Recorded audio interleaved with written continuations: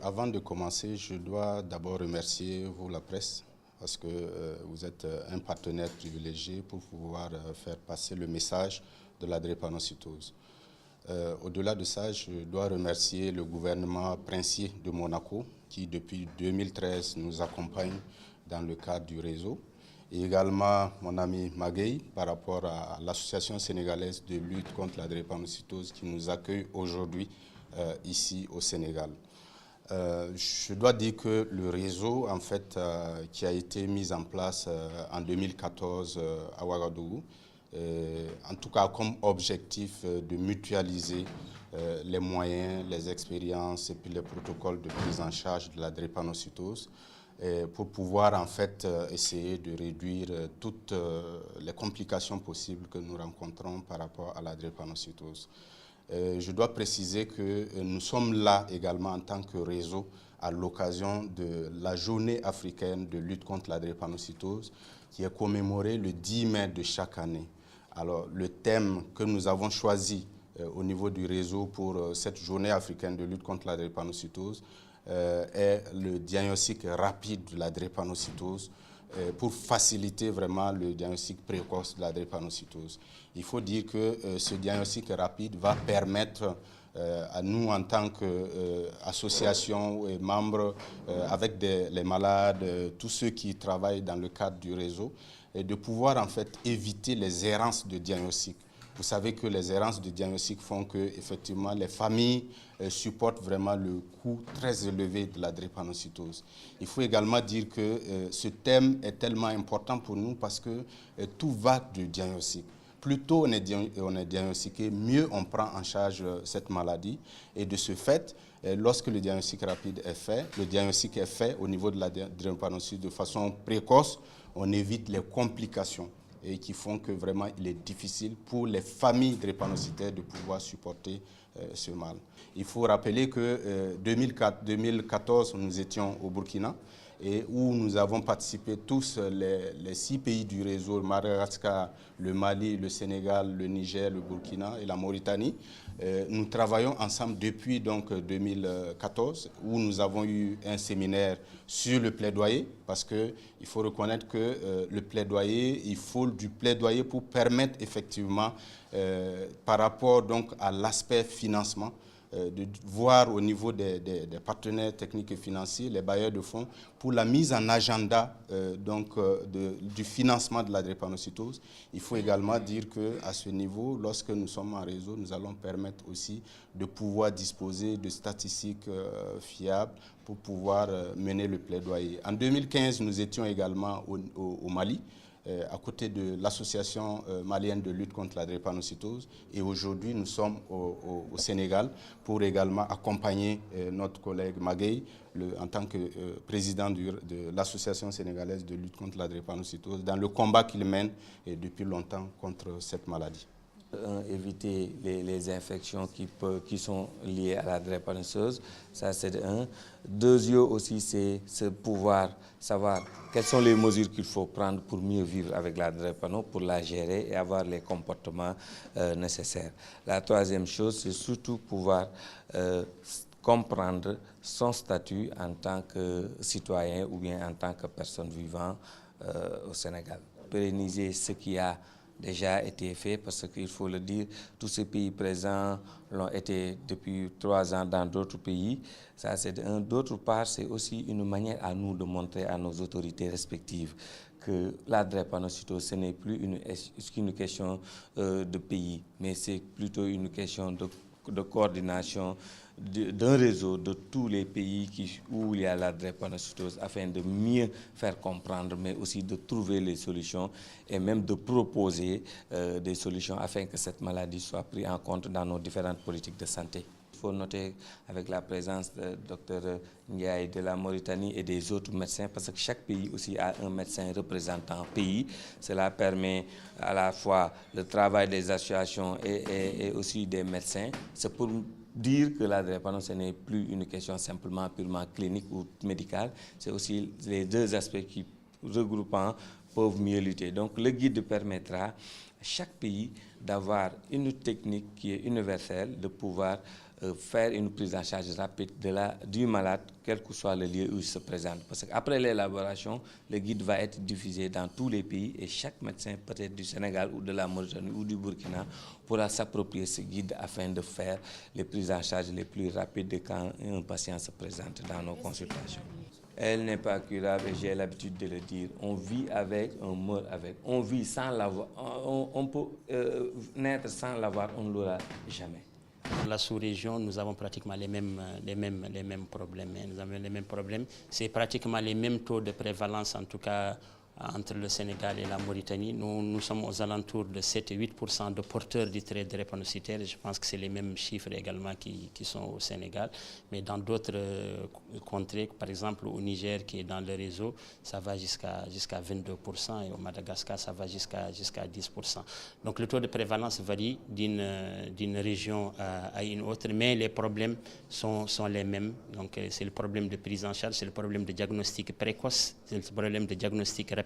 Donc plus tôt la maladie est diagnostiquée, meilleure est la prise en charge et meilleure également est la prévention des complications. Parce que c'est une maladie qui est émaillée de fortes complications, notamment les complications osteo-articulaires vraiment qui sont handicapantes. C'est une maladie qui coûte cher, hein? Il faut le dire. L'estimation déjà, ne serait-ce que du Sénégal, faite il y a déjà quelques 4 ans, pour la prise en charge d'un seul drépanocytaire par an, c'était 500 000. Imaginez dans les familles où il y a 4 drépanocytaires, est-ce qu'on a ça? D'autre part, on ne trouve pas tout le temps l'accessibilité aux médicaments. C'est des médicaments, des fois le traitement coûte cher. Donc c'est cet ensemble qui fait qu'il est très difficile de pouvoir vivre avec la maladie correctement, quelles que soient les sources de revenus qu'on a dans sa poche. Qu'est-ce que vous préconisez, vous? Bon, ce que je préconise, c'est d'abord la consolidation de ce qui est en train d'être fait, l'union autour de cette maladie, pousser nos différentes autorités à parler de la maladie, parce que puisqu'il y a l'Union africaine, il y a d'autres rencontres au niveau africain, au niveau national.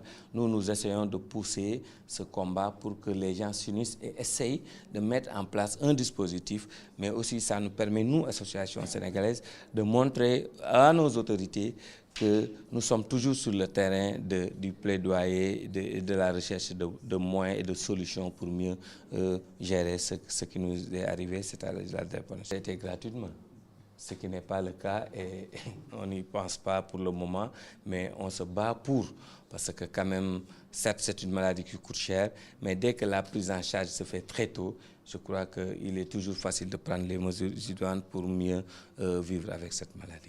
Quelle sera son utilité? Son utilité, c'est déjà son existence. Hein. Il n'y a jamais eu un centre pareil. Ça a été financé par l'État de Monaco, ça c'est de un. Mais c'est un centre aussi qui permet la prise en charge des enfants et adolescents. Donc il y a un certain nombre de stratégies qui ont été mises en place là-bas pour que le centre soit exclusivement réservé à la drépano. Habituellement, les drépanocytaires, vous les trouverez dans les consultations de routine, qu'ils aient des douleurs ou pas. Mais là, c'est différent. C'est purement la drépano, donc il n'y a plus à attendre pour la prise en charge. Ça devient rapide. La drépanocytose, c'est une maladie du sang, c'est une maladie héréditaire. Dans cette maladie, c'est l'hémoglobine qui est le pigment qui donne la couleur rouge au sang. C'est ce pigment-là qui porte la maladie. Donc c'est une maladie héréditaire. Pour qu'un enfant soit malade, il faut qu'il soit né d'un couple où tous les 2 parents sont porteurs du gène de la maladie.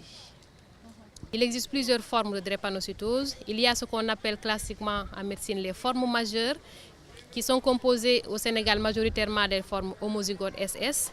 Il y a également les formes double hétérozygote SC et les formes hétérozygotes AS, AC, qui sont classiquement asymptomatiques et qui ne nécessitent pas de suivi. Donc les formes qui nécessitent un suivi régulier, ce sont les formes majeures. Et au Sénégal, c'est essentiellement les formes SS et les formes SC. La maladie drépanocytaire, quelle que soit sa forme, en tout cas dans les formes majeures, dites syndrome drépanocytaire majeur, la principale manifestation, c'est la douleur. La personne drépanocytaire peut faire sa crise douloureuse qui se manifeste par des douleurs qui peuvent se localiser au niveau des os, au niveau de l'abdomen, au niveau de tout le corps, parce que c'est une maladie du sang et le sang circule au niveau de tout le corps. En dehors de ces crises douloureuses, la personne drépanocytaire peut avoir des manifestations infectieuses, parce que ce sont des personnes qui sont vulnérables. Donc le drépanocytaire a un risque plus important de faire des infections, ce qui fait que souvent, ces infections peuvent se traduire par une fièvre et d'autres signes, notamment une toux, lorsqu'il s'agit d'une infection respiratoire, une diarrhée ou autre chose. En dehors de ces crises douloureuses et de l'infection, le drépanocytaire peut également avoir ce qu'on appelle une majoration de son anémie. Et ceci peut entraîner des tableaux d'urgence qui nécessitent des transfusions sanguines. En cas de crise, normalement, il faut voir si la crise elle est modérée ou si elle est sévère. À la maison, le premier réflexe que doit avoir un drépanocytaire, c'est de prendre ses médicaments. Et les médicaments contre la crise, ce sont les médicaments contre la douleur. Donc tous les drépanocytaires régulièrement suivis ont à la maison des antalgiques, des médicaments contre la douleur. Lorsque la crise est modérée, en général, ces antalgiques peuvent suffire, en plus de l'hydratation, c'est-à-dire boire beaucoup d'eau. Maintenant, si ces antalgiques ne marchent pas, le drépanocytaire doit consulter en urgence. Et c'est maintenant au médecin d'évaluer l'intensité de la douleur et de proposer le traitement adéquat. Dans tous les cas, il faut hydrater, c'est-à-dire donner des perfusions par voie veineuse, donner des médicaments contre la douleur.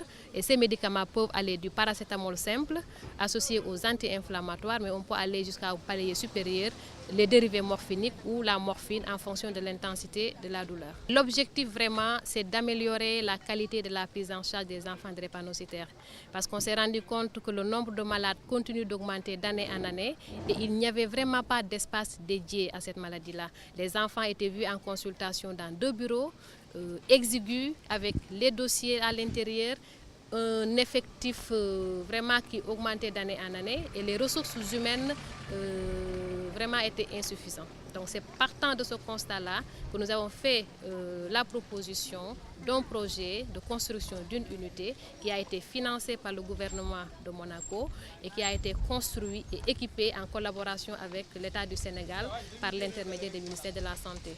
Donc, actuellement, les activités de consultation ont commencé au sein de l'unité depuis le 2 janvier 2017.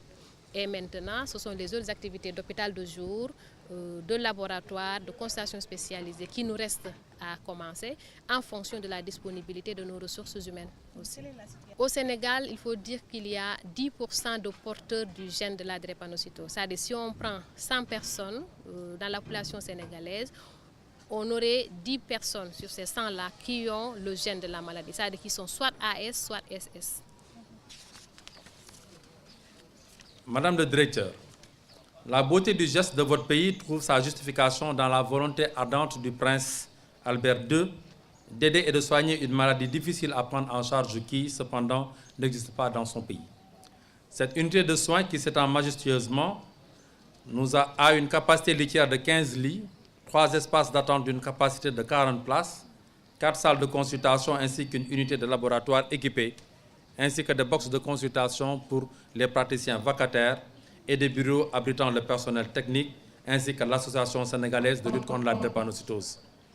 Elle a démarré ses activités de consultation depuis le 1er janvier 2017 et tout prochainement commencera son activité d'hospitalisation de jour. Monsieur le secrétaire général, cette nouvelle unité va nous permettre de contribuer substantiellement à la meilleure prise en charge des enfants et adolescents drépanocytaires grâce à un respect des protocoles et procédures établis, une prise en charge exclusive, c'est-à-dire des activités de consultation, d'hospitalisation et de bilan sanguin, l'amélioration de la sensibilisation sur la maladie auprès des bénéficiaires, un renforcement de la fonctionnalité du bâtiment, un renforcement des compétences du personnel, la gestion informatisée du dossier patient et des données de l'activité.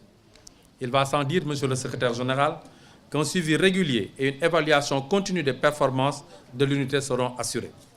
Ainsi, nous ferons un bond qualitatif dans la permanence des soins déjà offerts au niveau des différents services existants dans notre structure. Notre hôpital, l'hôpital d'enfants Albert Royer, est un établissement exceptionnel à bien des égards. Centre hospitalier universitaire de niveau 3, hôpital pédiatrique de référence, il reçoit des patients de toute la sous-région. C'est un creuset du Centre d'excellence de la formation, de la santé, de la mère et de l'enfant. Notre établissement est un véritable abreuvoir pour les soins, la formation et la recherche. Ici, nous prenons en charge les maladies de l'enfant, qu'elles soient médicales ou chirurgicales, appuyées en cela par des services d'aide au diagnostic. Au carrefour de toutes ces spécialités, la drépanocytose, maladie génétique très répandue, sinon la plus répandue au monde, qui représente une affection grave du fait de ses multiples complications pulmonaires, abdominales, ostéo-articulaires ou cérébrales, pour ne citer que celle-là. Malgré la création d'une journée mondiale de sensibilisation sur la drépanocytose, il n'existe pour ainsi dire pas de programme national pour la combattre dans certains pays africains, alors qu'elle y représente un problème majeur de santé publique. C'est dire que dans ces pays, les structures de base nécessaires à sa prise en charge faisant défaut, il n'est pas rare que le diagnostic soit posé lorsque survient une complication. Et c'est pour éviter que des enfants souffrent ou meurent en silence que cette unité tant attendue voit enfin le jour. Il en a fallu des procédures, des délais, des financements et des contraintes et des obstacles à lever pour arriver enfin à ce résultat. Je veux ainsi saluer au nom de la commission médicale d'établissement toutes celles et tous ceux qui ont contribué à cette réalisation. Depuis que des spécialistes ont été formés dans la prise en charge de la drépanocytose, la prise en charge de la drépanocytose s'est considérablement développée en pédiatrie, avec une cohorte de patients qui croît de façon exponentielle, générant une grande expérience clinique, de nombreux travaux de recherche dans tous les domaines cliniques, biologiques, chirurgicales, socio-anthropologiques et même journalistiques. Du fait des contraintes d'espace, l'activité s'est malgré tout développée. Les équipes s'accommodant d'un bureau de 15 mètres carrés dédié aux unités souillées, aux utilités souillées en salle d'urgence au début en 1991, puis dans une chambre de parents transformée en bureau au pavillon des mères, puis par l'acquisition d'un bureau supplémentaire offert par l'unité de suivi du VIH. À ce jour, plus de 3000 enfants patients drépanocytaires ont été suivis dans ces espaces, servant simultanément de bureaux pour 4 à 5 médecins, de salles de consultation et de salles d'archives. Le label de centre de référence de la drépanocytose, de prise en charge des enfants drépanocytaires de l'hôpital d'enfants Albert Royer s'est bâti dans ces conditions au cours de ces 25 dernières années. La détermination d'une équipe soignante constituée exclusivement de jeunes dames autour du seul homme que j'étais n'a pas faibli et permis de convaincre le ministère chargé de la Santé et ses partenaires de la nécessité de lui donner un cadre. Ces Amazones, comme je les appelle, qui ont participé à cette équipe et dont certaines y ont fait encore à ce jour, ont pour nom Ndeye Fatou Diallo, Ndeye Rama Diagne, Feu Adamou Touré, Ginette Ndiaye, Fatou Kidé Ndiaye, Yaye Fatou Mbodj, Wafa Achinine, Aïssatou Ba, et bien sûr le docteur Inoudem, actuelle coordinatrice.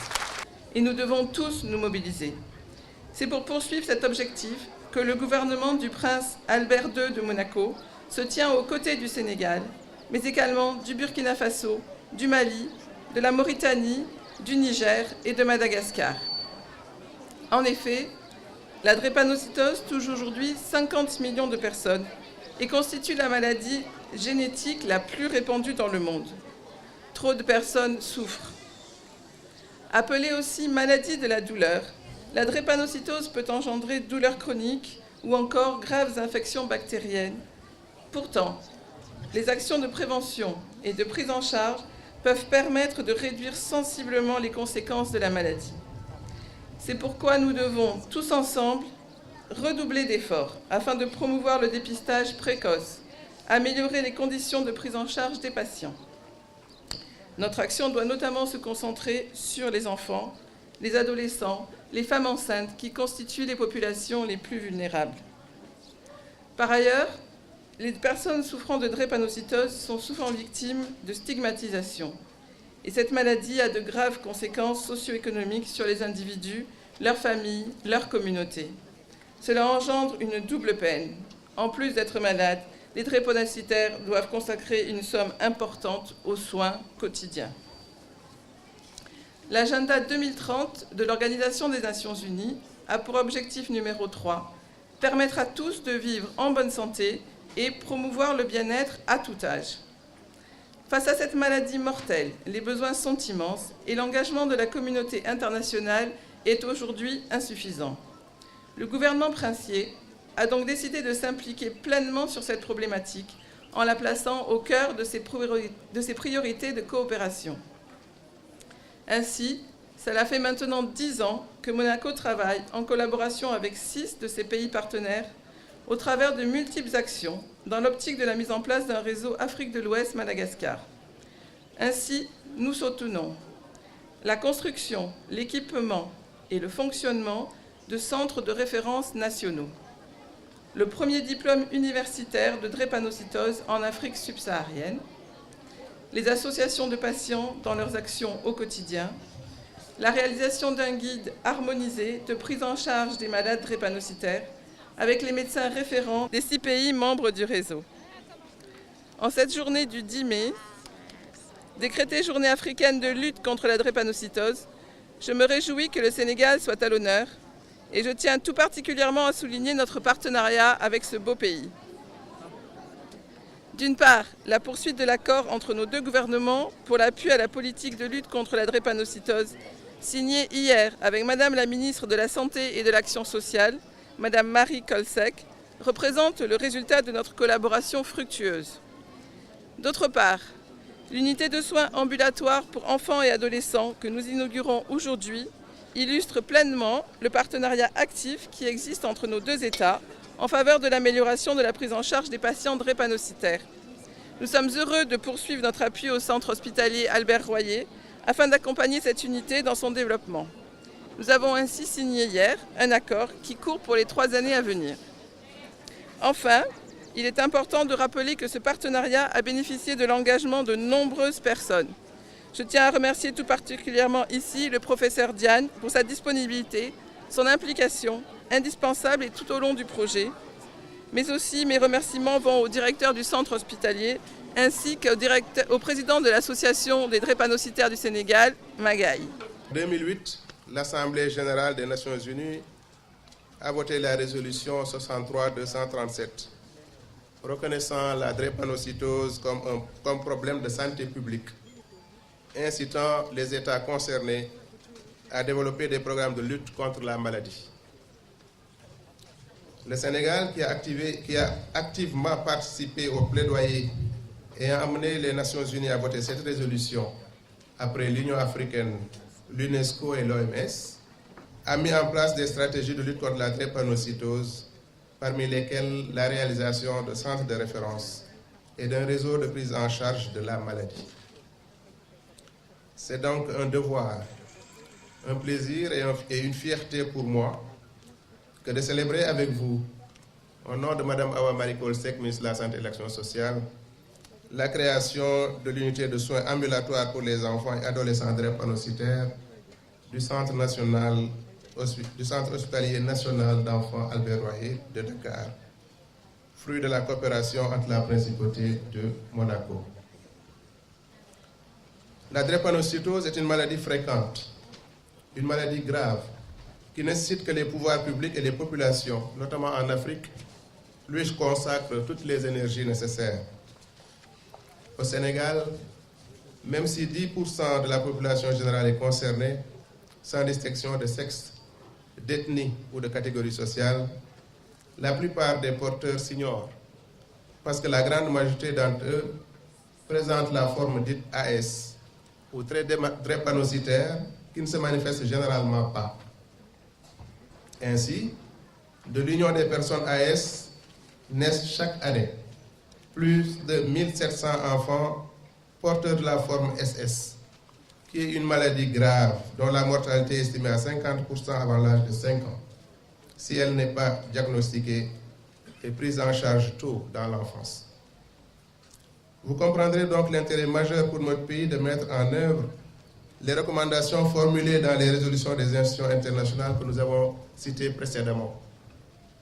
Informer et sensibiliser les populations afin d'éviter les unions à risque et de réduire la naissance d'enfants malades de la drépanocytose.